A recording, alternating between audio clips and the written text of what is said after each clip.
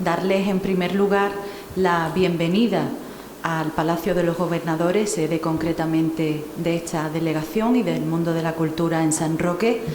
Agradecer que estén presentes en la presentación de este volumen de Gibraltar, entre los tratados y la realidad, y quiero presentarles y agradecerles a la compañía en esta mesa de presentación, a los que me acompañan. Concretamente me acompaña también la responsable delegada de Bibliotecas del Ilustre Ayuntamiento de San Roque, doña Pilar Núñez de Sola, que ha querido reforzar con su presencia este acto y que procederá posteriormente, una vez finalizado, a clausurar el acto.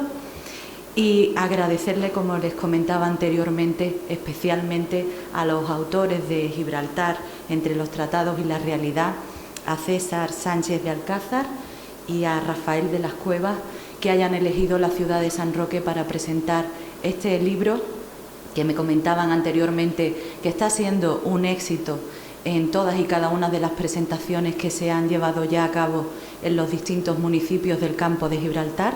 Agradecerle que se sumen en esta presentación también, como no podía ser de otra manera, la ciudad de San Roque, y saben que cuentan con toda la colaboración de este ilustre ayuntamiento.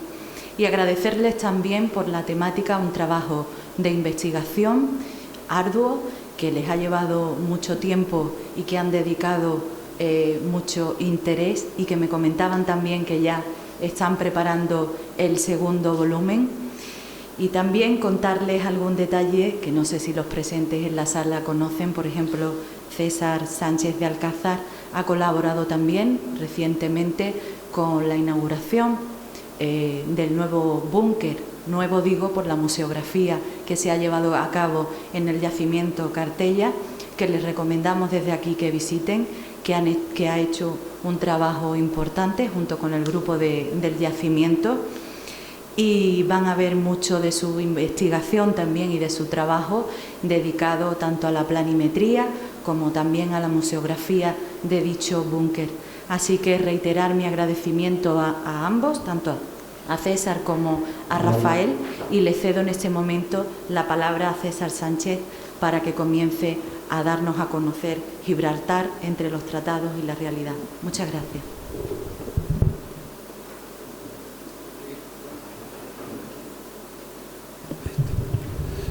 Buenas noches, señoras y señores. Ante todo, muchas gracias por su asistencia.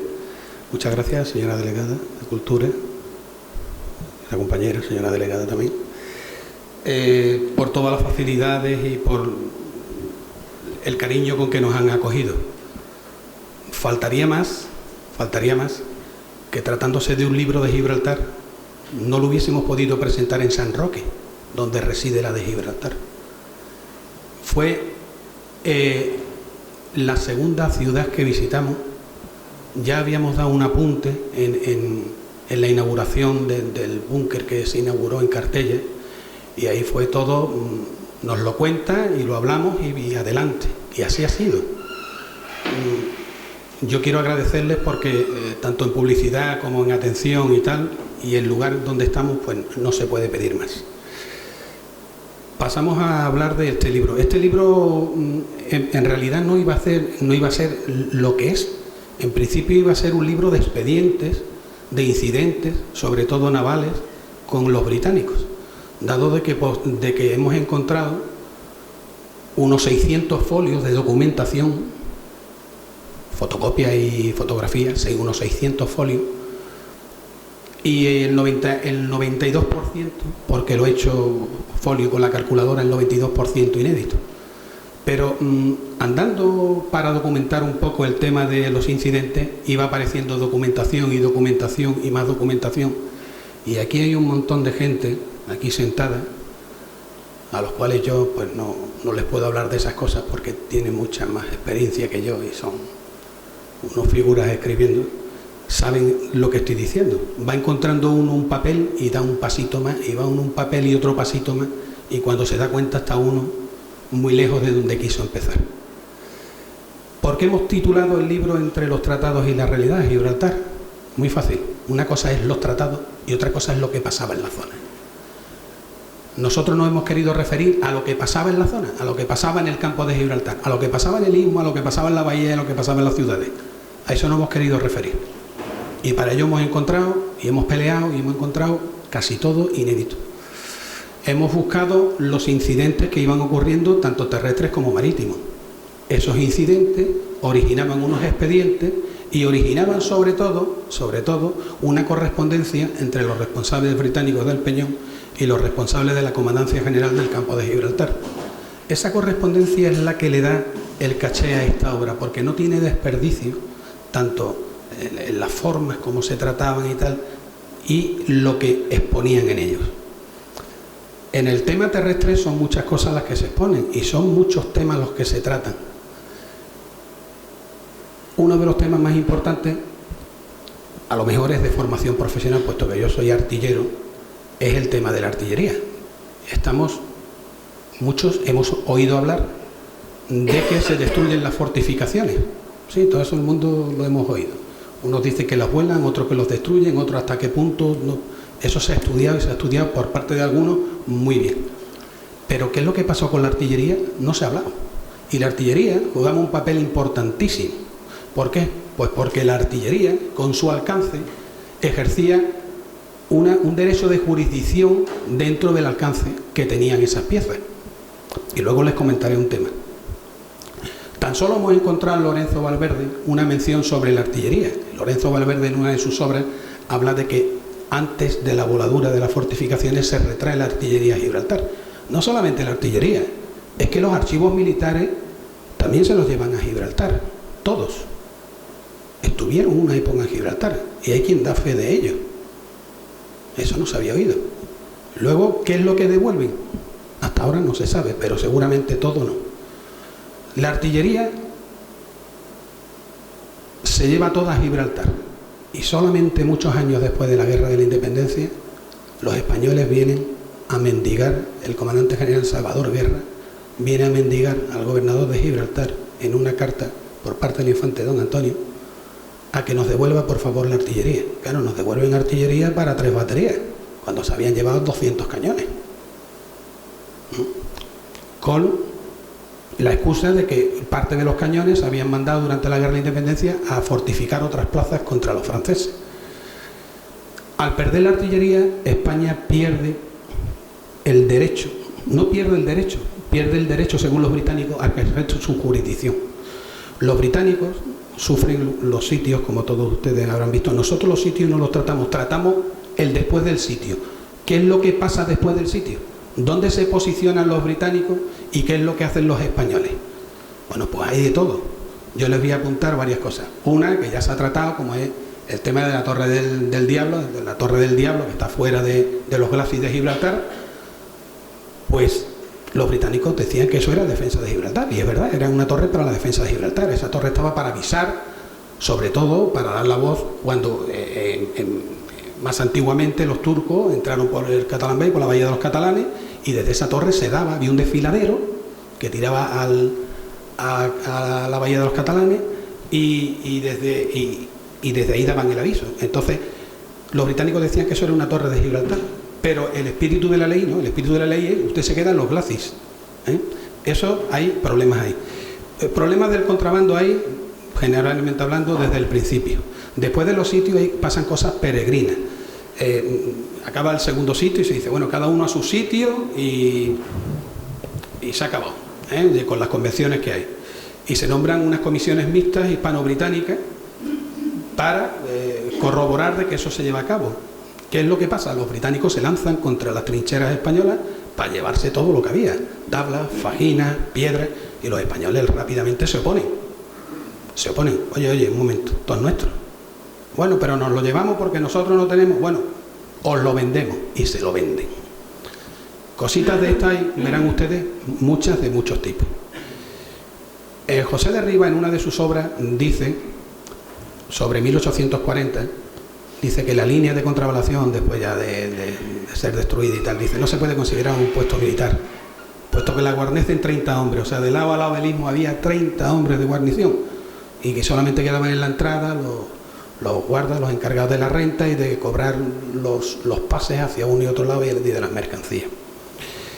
Los ingleses establecen desde prácticamente el principio de que ellos no pueden defender una fortaleza en los glacis, que tienen que tener una distancia de seguridad, y esa distancia de seguridad se establece en un llamado tiro de punta en blanco,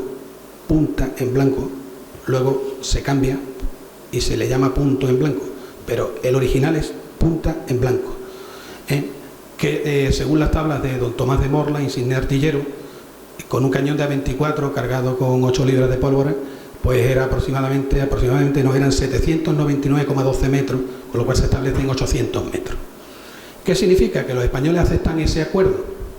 ¿Qué significa? Significa que desde los castillos hacia el mar los españoles tenían 800 metros que tenían que respetar, o sea, ahí no podía entrar nadie. Por lo menos casi media milla se podía decir que era española.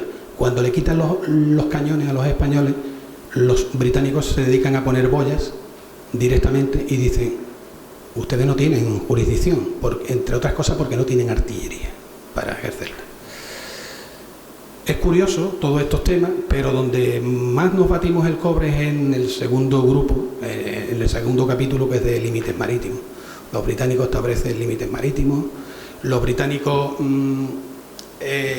hunden buques españoles, en 1844-45, hunden la goleta de la Armada Española llamada Rayo, que sale de San García persiguiendo un barco de contrabando, y cuando llega a la línea de boya el capitán se da cuenta, manda a mirar en redondo, pero claro, al mandar a mirar en redondo entra dentro de lo que los británicos decían que era suyo, y a la tercera salva la hunden.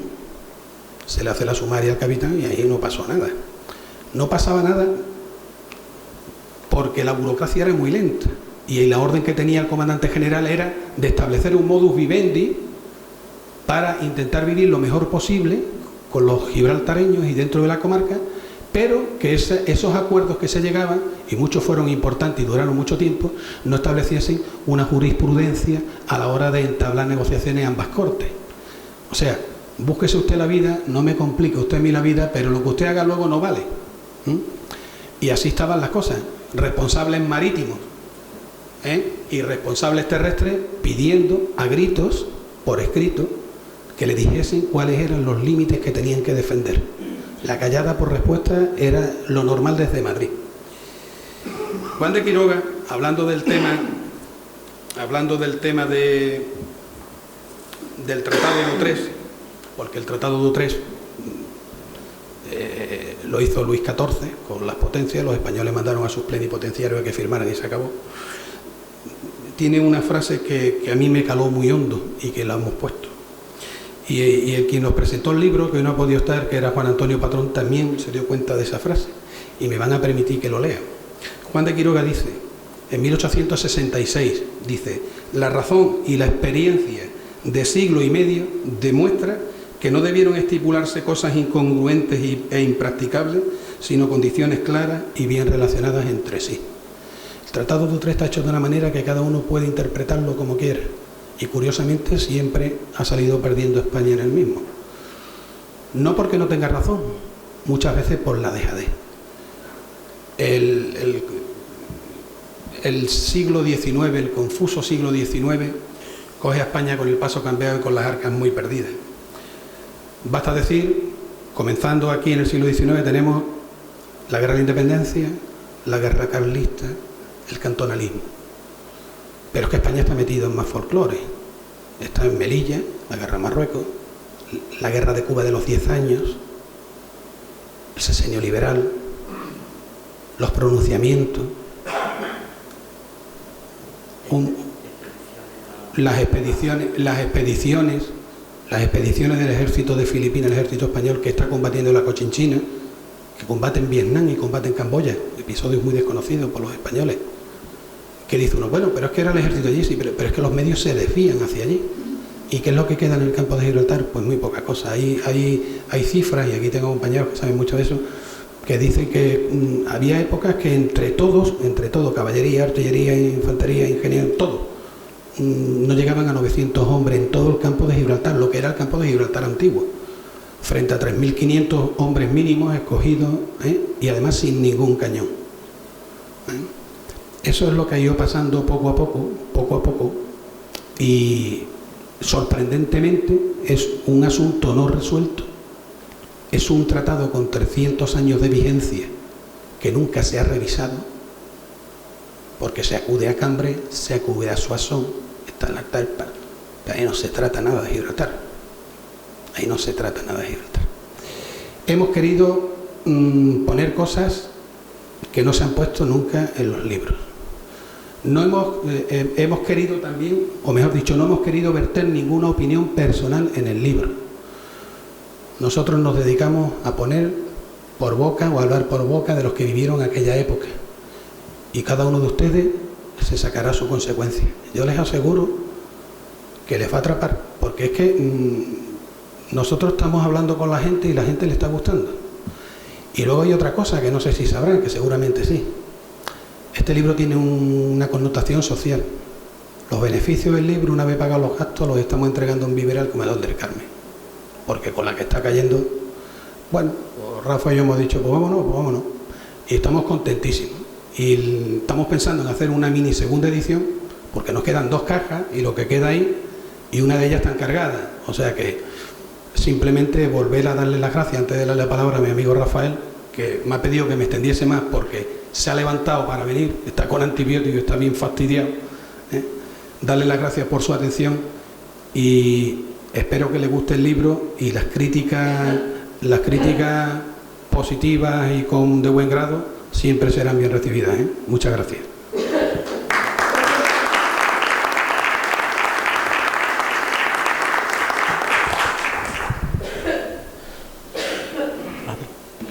Bueno, pues muy buenas tardes a todos. Yo quisiera en primer lugar agradecer al Ayuntamiento de San Roque, y en el nombre de sus 2 dignas representantes aquí, la gentileza que han tenido y las molestias por presentar aquí este libro. Y en segundo lugar, pero no menos importante, quisiera darle las gracias a mi amigo César Sánchez, porque este proyecto era suyo. Él llevaba trabajando en este proyecto durante más de 7 años, investigando en archivos, en todos los archivos españoles, y buscando documentación en la comandancia militar, etcétera.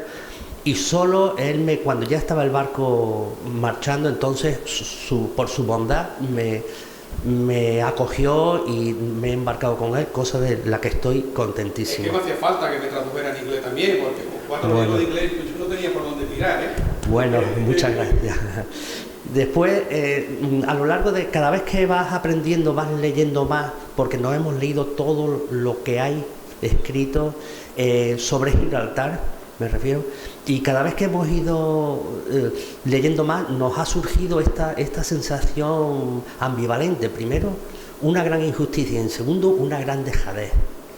Por ejemplo, en los límites terrestres, que es un tema que me he ocupado yo especialmente, total, el Peñón se conquista en agosto de 1704.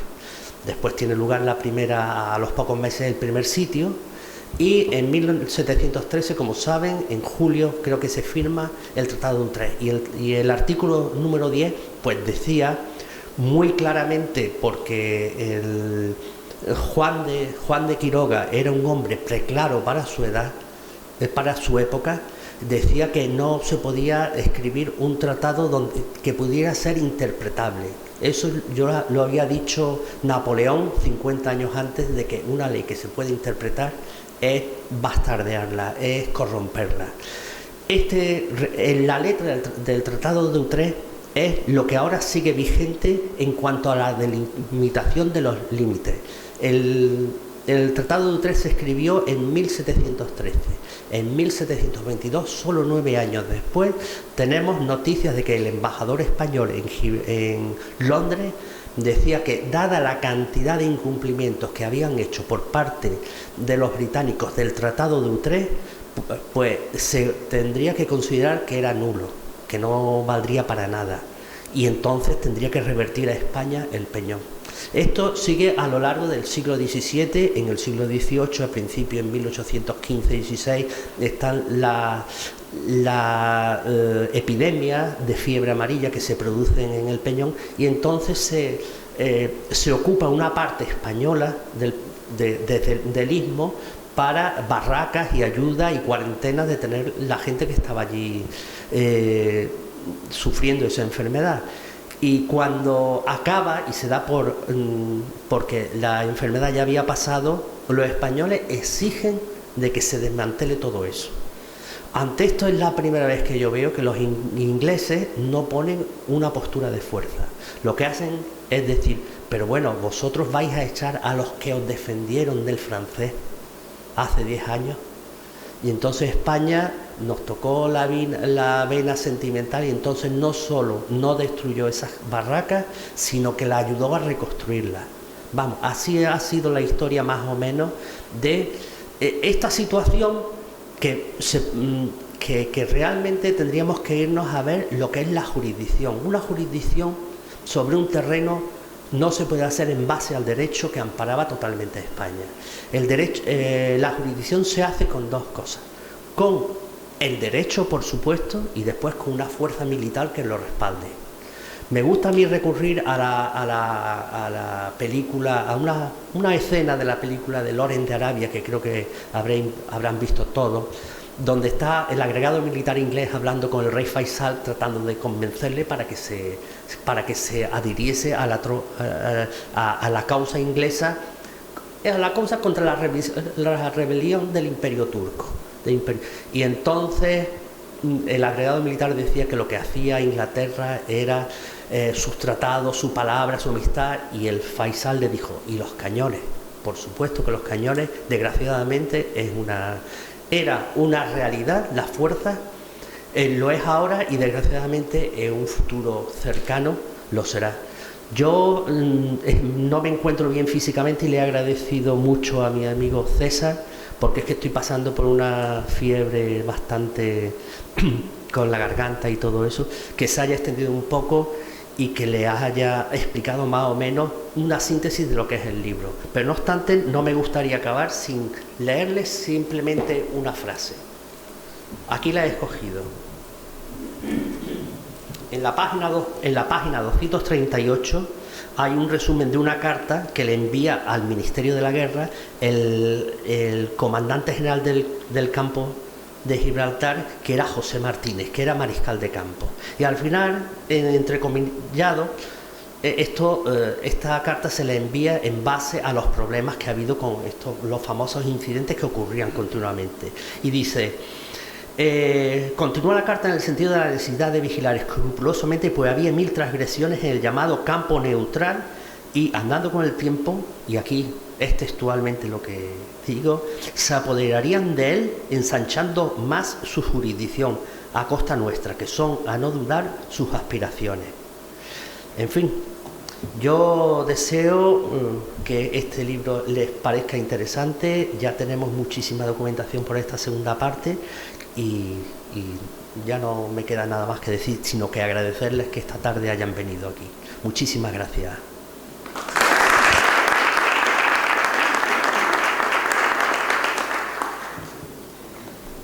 Buenas noches de nuevo. Es un placer para mí poder compartir la presentación de este libro, como es Gibraltar entre los tratados y la realidad, con el que se pretende, además de colaborar con el Comedor del Carmen de Algeciras por una causa solidaria. También quisiera aprovechar este acto para informar a todos los asistentes de 2 nuevas presentaciones del libro.